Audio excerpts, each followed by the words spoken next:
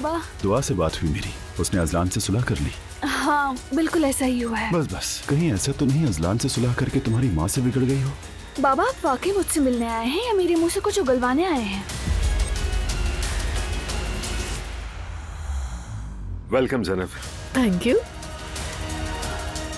खुदा करे इन आंखों में हमेशा ऐसे ही मुस्कुराहट हो। लगता है आपने अपनी बेटी के ससुर के भाई से रिश्ता बना ही लिया।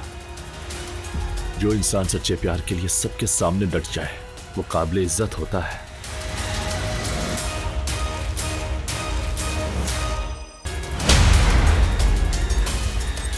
अब्दुल्ला साहब, वो लड़की उससे मिलने चली गई है। हमें पहले यकीन कर लेना चाहिए। जी सुन ले अपने कानों से। मैं बहुत खुश हूँ, तुम दोनों की जोड़ी बहुत अच्छी लगेगी। तो अब तुम दोनों की शादी हो जानी चाहिए इंशाल्लाह। जो इंसान सच्चे प्यार के लिए सबके सामने डट जाए वो काबिल इज्जत होता है। बिल्कुल सच कह रहे हो तुम।